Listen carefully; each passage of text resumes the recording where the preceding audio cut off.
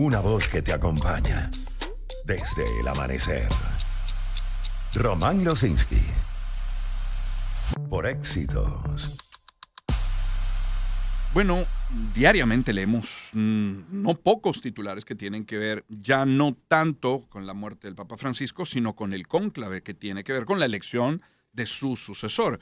Ese cónclave para elegir al Papa va a comenzar el 7 de mayo. Se había hablado inicialmente del 5 al 10, se fijó la fecha en el 7 de mayo.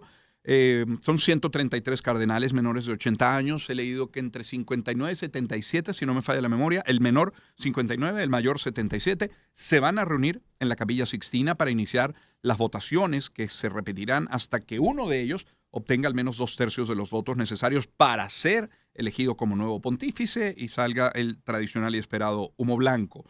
Durante ese periodo los cardenales se encierran en la Capilla Sixtina, realizan votaciones secretas hasta alcanzar ese consenso. Dice que en esta ocasión va a durar de 2 a 3 días ese cónclave. Así que vamos a hablar de ello y lo hacemos con María José Navasal. Es doctora en historia, experta en historia de la Iglesia en Chile, con una trayectoria de más de 30 años de investigación y publicaciones, secretaria ejecutiva de la Sociedad de Historia de la Iglesia en Chile, académica de la Facultad de Educación de la Universidad de San Sebastián. Doctora Navasal, qué gusto saludarla. ¿Cómo está? Feliz día.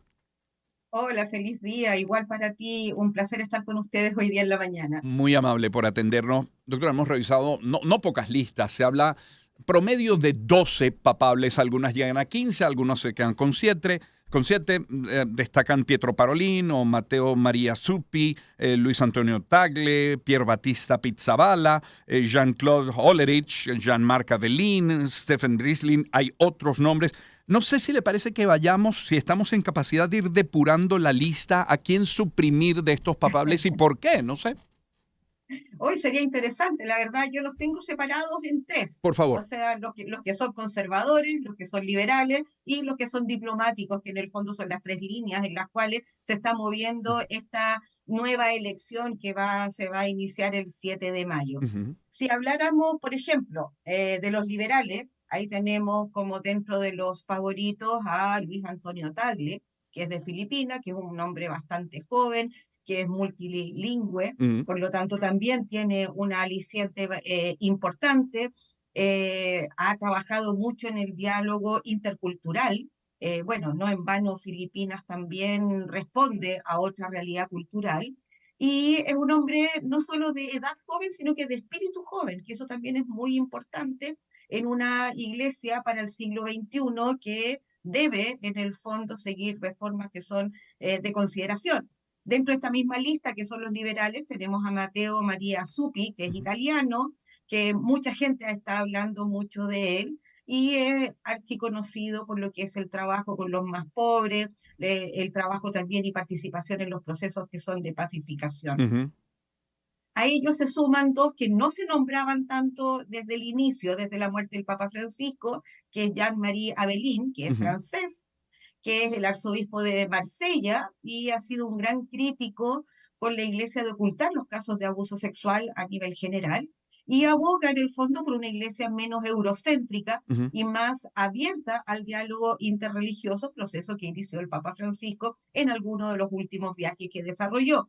Hay otro que viene de África, que es específicamente de Sudáfrica, que es Stephen Brislin, que es arzobispo de Johannesburgo, y está comprometido principalmente con cuestiones sociales y reconocido por un liderazgo que tiene en temas de justicia y paz. Esos son como los cuatro que están dentro de la línea que podría ser la progresista. Puede Sí. que alguien se me quede en el tintero, pero ellos son los que estamos encontrando como los grandes progresistas. Ahora, dentro de lo que son las líneas de los que podríamos decir moderados, Ujú. diplomáticos, principalmente se centra en varios italianos, que es Pietro Paroli, que ya todo el mundo ha escuchado hablar de él, ¿Cómo no? secretario de Estado del Vaticano, figura de consenso, y que el Papa como que lo proponía que podía ser uno de los próximos papables, ¿no es Ujú. cierto? Con una extensa carrera diplomática, más en los tiempos convulsos en los cuales nos encontramos Ujú. y con muchos conflictos armados también a nivel mundial.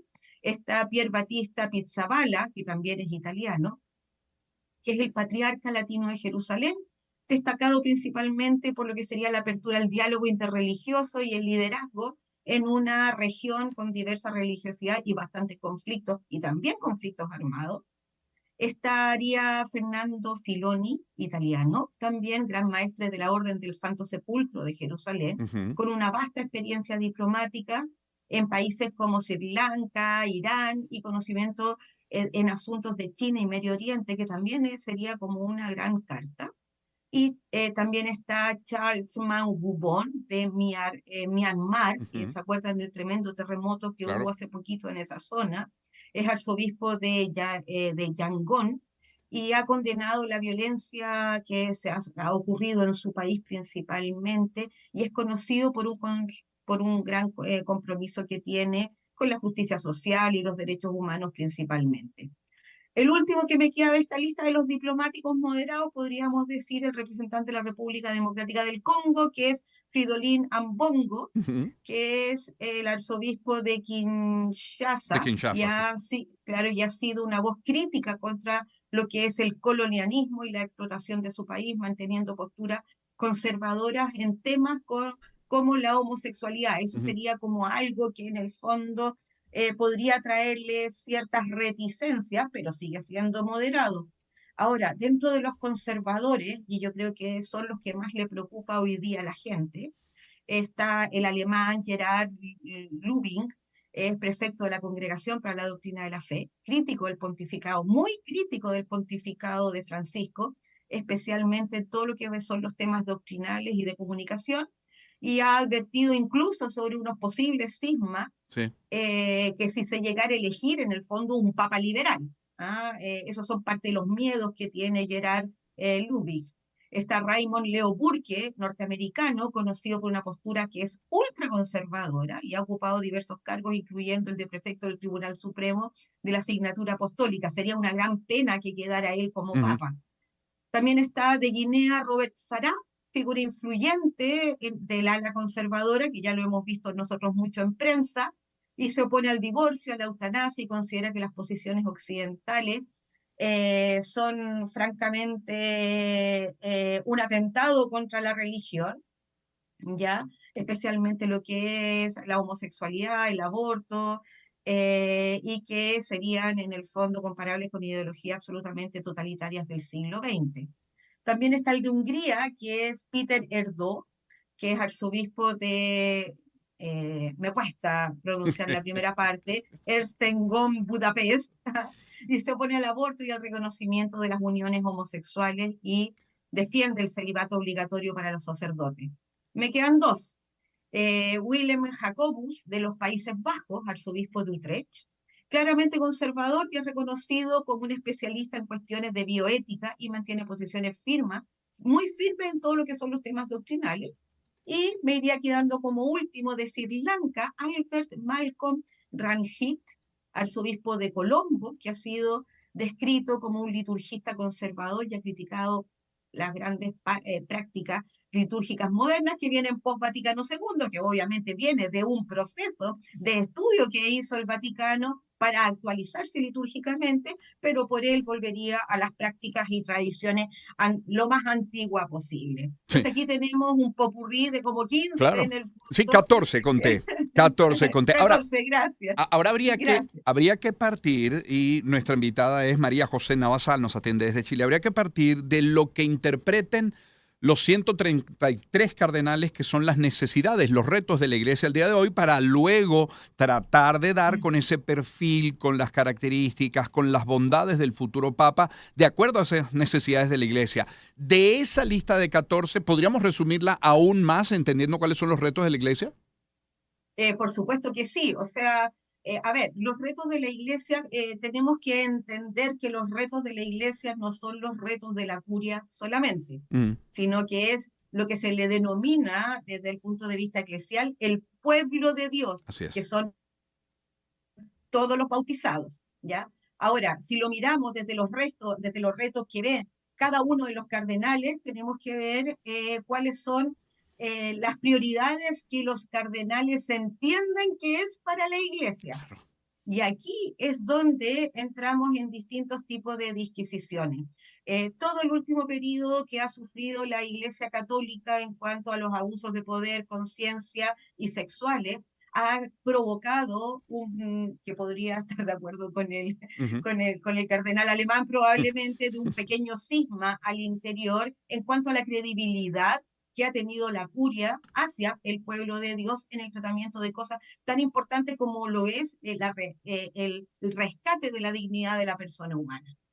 Si lo vemos desde ese punto de vista, obviamente que los progresistas debieran ser los que van a Ya. levantarse en voz para decir tenemos que seguir con los grandes cambios de la iglesia porque la iglesia tiene que ponerse en lo que se denomina eclesialmente delante de lo que es el signo del tiempo. ¿Qué significa este signo del tiempo? El signo del tiempo significa observar el proceso que se está viviendo y la forma en cómo se debe interpretar el asunto eclesial frente a este mundo que está tan convulsionado y que está tan falto del apoyo de la espiritualidad. Si lo vemos desde ese punto de vista, obviamente que estaríamos con los liberales que podría ser Tagle, Ujú. Supi, ¿no es cierto?, que son los que Ujú. más suenan. Ahora, lo ideal sería que no fuera un italiano, porque, y ojalá también que no fuera un europeo, porque este eurocentrismo Ujú. que ha marcado a la iglesia también ha envejecido a la iglesia. ¿Por qué? Porque ha quedado con miradas que son algo retrógradas y previas a Vaticano II, que si uno lo mira desde el análisis histórico, la verdad que Vaticano II actualizó la liturgia y se le olvidaron los laicos, se le olvidó el papel de la mujer en la iglesia, se les olvidó todo lo demás que tenía Vaticano II. Entonces, prácticamente podríamos decir que en estos 60 años, desde que sale Vaticano II, no se ha aplicado Vaticano II. Ujú. Entonces, bajo esa mirada, obviamente que no ha habido un progreso en este periodo y quien acrecentó esa pérdida o ese poco avance, obviamente lo hizo Juan Pablo II. Sí. Ahora, para achicarte un poco más la lista todavía, dentro de los diplomáticos, Paroli y Pizzaballa podría ser de los que podrían llevarla hoy día. Ahora, si miramos los que son, obviamente, los que van a ser los conservadores, Ujú. el que más está sonando, obviamente, es Robert Sara de Guinea, que es una de las figuras favoritas, pero también la gente le teme un poco a las profecías, que también Sí. es un error de Notre Dame, donde Sí. dice que un papa negro, porque tiene la piel oscura, Sí. podría ser el fin de la iglesia. A ver, estamos conversando con la doctora María José Navasal. De acuerdo a su experiencia, ¿qué está ocurriendo en este momento en el Vaticano? ¿Se estarán dando reuniones, imagina uno, acercamiento, lobby, preacuerdos? ¿Se estarán intentando acercar posturas? Porque necesarias son las alianzas partiendo de estos tres grandes bloques. Uno solo no puede hacerse con la decisión final del nuevo Papa. No, por supuesto, o sea, desde que comenzaron a llegar los cardenales al Vaticano por la muerte del Papa Francisco, partieron las reuniones y partieron las conversaciones. Tenemos que tener en consideración primero que la mayoría de los cardenales no se conocen entre sí, Mm. porque muchos de ellos fueron nombrados por Francisco en el último periodo. Sí. Eso hay que tenerlo de entrada, o sea, no hay un conocimiento cabal de los nuevos cardenales y muchos de los antiguos cardenales ya están llegando casi a los 80 años. Entonces, por lo tanto, son como, podríamos denominarlo de la vieja escuela. Ahora partieron las congregaciones. ¿Qué significan las congregaciones? Que son estas reuniones que están teniendo los cardenales. ¿Por qué? Porque cada cardenal que ha llegado al cónclave y que sigue llegando al cónclave, que se están prestando por salud, creo que dos, o sea, estaríamos en 133, han llegado con su proyecto de visión de iglesia al futuro. Proyecto que está siendo leído en estas reuniones para presentar cuál en el fondo sería su programa de gobierno, Ujú. por decirlo de una forma más entendible para quienes nos están viendo y escuchando, con respecto a guiar a la iglesia en las próximas décadas o hasta que en el fondo la fuerza les dé o la vida también les dé. Entonces, bajo esa dinámica han habido, por lo menos hasta ayer, habían 6 encuentros grandes, donde han expuesto más de 60 cardenales, y por eso es que se corre también la fecha para el 7 de mayo Claro. del inicio del cónclave, porque faltan por lo menos una buena cantidad de cardenales que expongan sus visiones y las conversaciones de pasillo, la unión entre cada uno de estos sectores, obviamente que va a llevar a muchas conversaciones, y ahí es donde, claro, hay una crítica que dice que, claro, ustedes están hablando de política, sí, pero no debemos olvidar que el Vaticano también es un Estado Claro. y que va a elegir a su próximo gobernante. Por lo tanto, aquí hay una mezcla de importante de espiritualidad, pero también Sí. importante de lobby y política para llegar a un acuerdo. Es siempre interesante para el mundo, pero particularmente esperado por los católicos en el planeta. Muchísimas gracias, doctora, por su tiempo esta mañana. Un placer estar con ustedes, que estén muy bien. Mucho gusto, igualmente. Es la doctora María José Navasal, doctora en historia, experta en historia de la Iglesia en Chile, con una trayectoria de más de 30 años de investigación y publicaciones, secretaria ejecutiva de la Sociedad de Historia de la Iglesia en Chile, académica de la Facultad de Educación de la Universidad de San Sebastián. Y efectivamente, como decía la doctora, el Vaticano ha informado de 2 ausencias en el cónclave.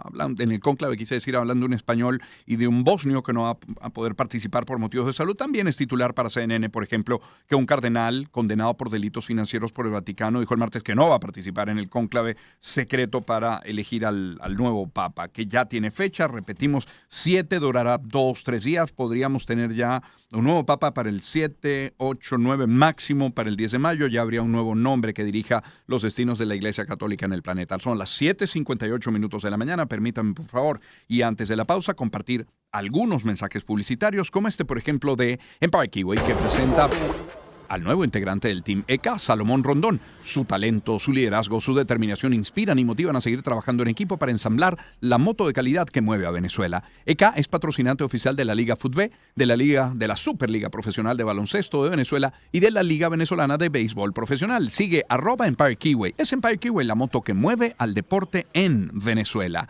Y hablemos de Donsen también, para que tengas una filtración, un bote de agua en el hogar, y el problema tiene que ver con presión o con que las tuberías agotaron su vida útil. Eso también. Donsen es marca líder en Venezuela para la construcción y ofrece tubos y conexiones de polifusión que van desde media pulgada hasta 12 pulgadas, de fácil instalación, mayor resistencia y durabilidad. Verde puede ser cualquiera, Donsen es una sola. Que no te metan gato por liebre. Recuerda sus otras líneas, Fairtech y amarillas, Donsen. Visita @DonsenPPR y donsenvenezuela.com. Y cada día surgen nuevos retos, metas, razones para seguir trabajando por el país. Este 2025 es especial para Fospuca porque celebran 45 años comprometidos contigo. En cada calle limpia está el esfuerzo de un equipo que trabaja incansablemente para entregarle a la ciudad el entorno que merece. Gracias por ser parte de su historia, avanzando juntos, construyendo un futuro más limpio y lleno de esperanza. Es Fospuca, 45 años de pasión por Venezuela. Y cierro hablándoles de pilas GP, que vienen ahora con nueva tecnología G-Tech, con grafito de alta pureza para mejor conductividad y además un nuevo sistema de prevención de fugas patentado que brinda máxima durabilidad. Dale tiempo extra a los momentos inolvidables con pilas GP. Reconócelas por el blister color verde. Pregunto, ¿quieres tiempo extra? La respuesta es sí. ¿Quieres GP? Entonces síguelos en redes como @GP_Venezuela. Son las 8 en punto de la mañana. Pausa y ya volvemos. Estos son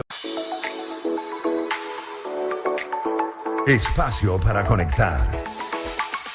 Éxitos. Caracas, El Vigía, Guarenas, Guatire, Maturín, Táchira, Mérida, Barquisimeto, Margarita, Puerto La Cruz, Puerto Ordaz, Maracaibo. Maracay. Éxitos. Sonidos en primera fila.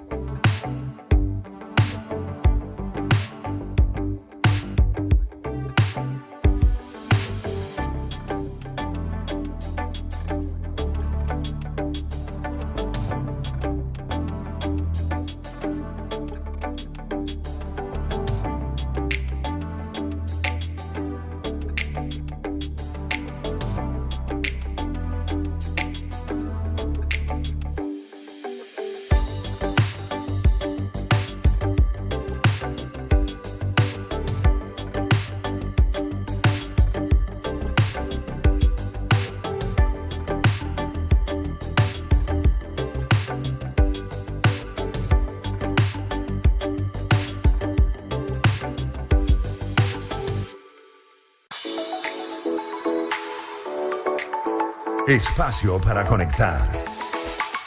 Éxitos.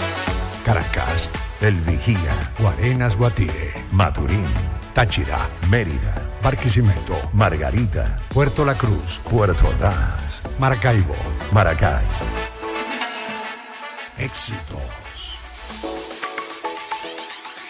Sonidos en primera fila.